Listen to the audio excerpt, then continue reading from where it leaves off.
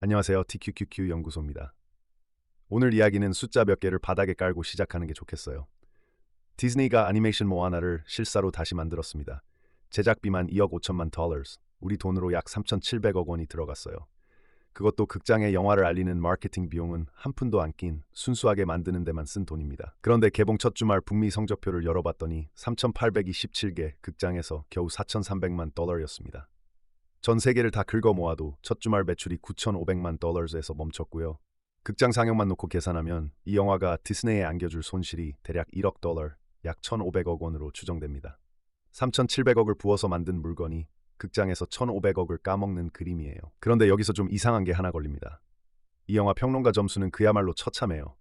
Rotten Tomatoes라는 영화 평점 사이트에서 평단 신선도가 35%까지 주저앉았습니다. 디즈니가 애니메이션을 실사로 옮긴 작품을 통틀어 역대 가장 낮은 점수예요. 그런데 정작 돈 내고 본 관객 점수는 90%가 나왔습니다.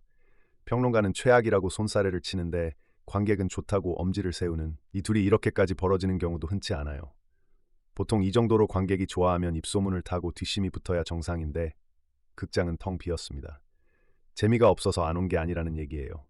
재미가 문제였다면 관객 점수가 90%까지 나올 리가 없으니까요.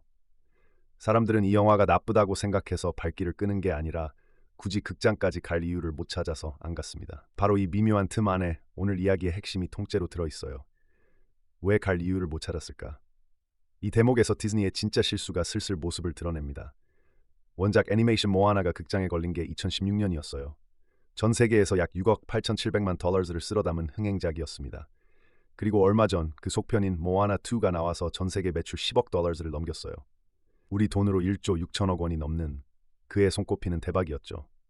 그러니까 이렇게 놓고 보면 관객들은 첫 편으로 이 이야기를 봤고 속편으로 한 번 더 봤고 그 원작은 지금도 디즈니 플러스라는 스트리밍 서비스에 그대로 올라가 있어서 구독자라면 아무 때나 공짜로 볼 수 있습니다.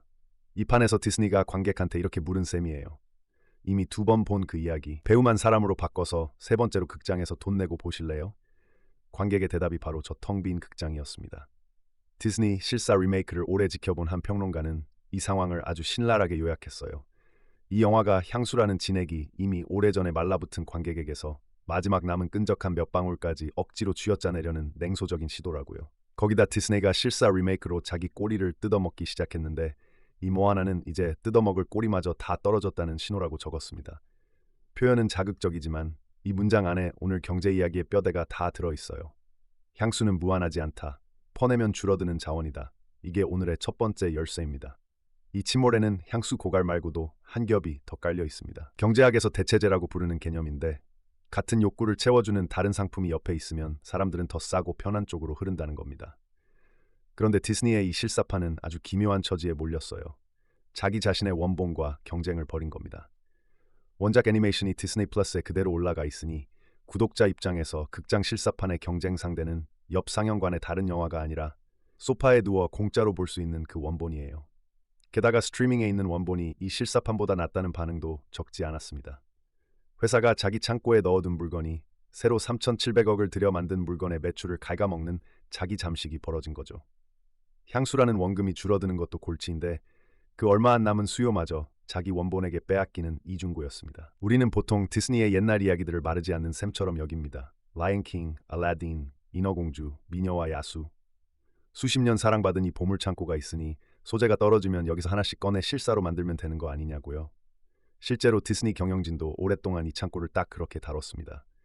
마치 이자를 영원히 또박또박 내주는 채권처럼 매년 하나씩 꺼냈으면 계속 돈이 나오는 연금처럼 회계장부에 올려둔 거예요. 그런데 여기에 결정적인 착각이 하나 숨어 있습니다. 채권은 원금이 그대로 남아있으면서 이자만 나옵니다. 하지만 향수는 그렇지가 않아요. 향수는 한번 꺼냈을 때마다 원금 자체가 줄어드는 자원입니다. 채권이 아니라 광산에 가깝고 유전에 가깝습니다. 퍼낼수록 남은 양이 줄고 너무 빨리 퍼내면 바닥이 드러나요.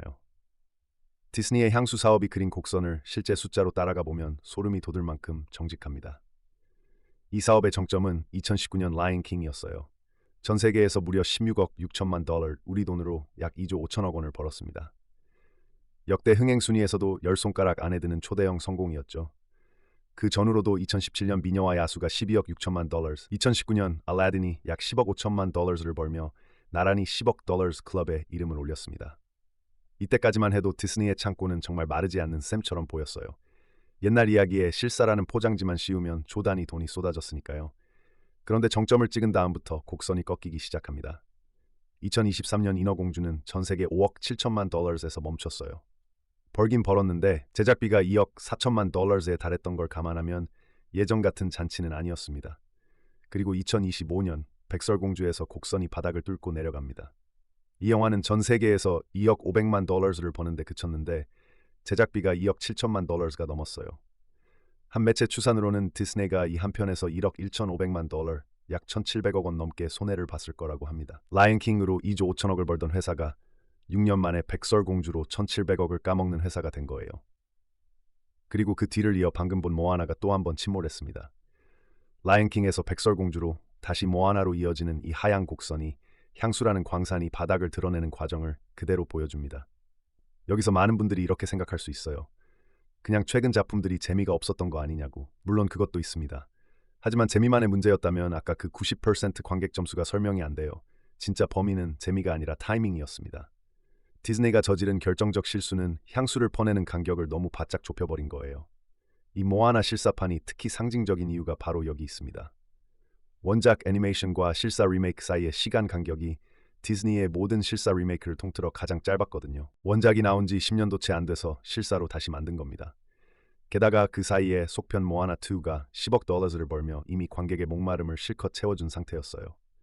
광산에 비유하자면 방금 퍼낸 자리를 흙도 안 덮고 곧바로 다시 파들어간 셈입니다. 향수라는 자원은 시간이 지나야 다시 차오릅니다. 어릴 때 본 만화가 마음속에서 추억으로 익으려면 최소한 한 세대는 묵어야 해요. 그래야 다 큰 어른이 옛날 그 설렘을 다시 사려고 지갑을 엽니다. 그런데 아직 따끈따끈한 이야기를, 그것도 속편으로 한 번 더 데워 먹인 이야기를 곧바로 재탕하면 관객 입장에서는 추억이 아니라 그냥 어제 본 재방송이에요. 익지도 않은 열매를 억지로 딴 거죠. 이 이야기가 왜 여러분의 나스닥 계좌와 연결되는지 이제 그 다리를 하나 놓아보겠습니다. 디즈니는 나스닥을 대표하는 기술주는 아니에요. 하지만 디즈니가 앓는 이 병의 이름은 성숙한 카탈로그를 가진 모든 거대 기업이 언젠가 마주하는 병입니다. 회사가 젊을 때는 새로운 걸 만들어서 돈을 법니다. 없던 시장을 열고 없던 제품을 내놓죠. 그런데 회사가 거대해지고 성장이 둔해지기 시작하면 유혹이 하나 스멀스멀 올라옵니다. 힘들게 새 걸 만드는 대신 이미 가진 자산을 조금씩 더 쥐어짜서 실적을 방어하고 싶어지는 거예요. 옛날 히트작을 재탕하고 기존 사용자에게 요금을 슬쩍슬쩍 올리고 이미 깔아둔 것에서 한 방울이라도 더 짜내려는 충동. 이게 디즈니가 향수 광산을 파던 그 논리와 토시 하나 안 틀리고 똑같습니다. 여기서 여러분 생각이 궁금합니다. 옛것을 재활용해 실적을 방어하는 게 성숙한 기업의 지혜로운 선택일까요? 아니면 미래의 씨앗을 오늘 먹어치우는 조급함일까요? 디즈니처럼 눈에 보이는 광산이면 고갈이 티라도 나지만 브랜드나 사용자 충성도처럼 눈에 안 보이는 자산은 바닥이 드러날 때까지 아무도 모릅니다. 여러분은 이 경계를 어디에 긋는지 의견을 댓글로 남겨주세요.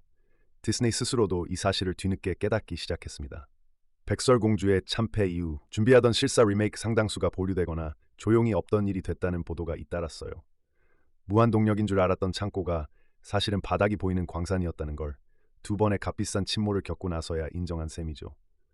어쩌면 이게 이 이야기의 가장 값진 대목일지도 모릅니다. 광산이 텅 비어가는 걸 남보다 먼저 알아채는 회사와 매출이라는 장부의 착시에 속아 끝까지 파들어가는 회사. 이 둘의 운명은 완전히 갈리니까요. 앞으로 여러분이 직접 확인해 볼 만한 잣대를 하나 남기고 싶습니다. 어떤 거대 기업의 화려한 실적을 마주할 때 딱 한 가지만 물어보세요. 이 돈은 새로 캔 광맥에서 나온 걸까? 아니면 예전에 캐둔 광산을 점점 빨리 파먹으면서 얻은 걸까? 그리고 그 파먹는 속도가 자원이 다시 차오르는 속도보다 빠르지는 않은가? 디즈니의 모아나가 극장에서 조용히 가라앉으며 우리에게 가르쳐준 게 바로 이 질문입니다. 눈에 보이지 않는 자원일수록 바닥은 언제나 예고 없이 드러납니다. 오늘 이야기가 시장을 조금 다른 눈으로 보는 데 도움이 되셨다면 마지막으로 좋아요와 구독 한 번씩 눌러주시면 큰 힘이 됩니다. 그럼 저는 또 다른 이야기로 찾아뵐게요. 감사합니다.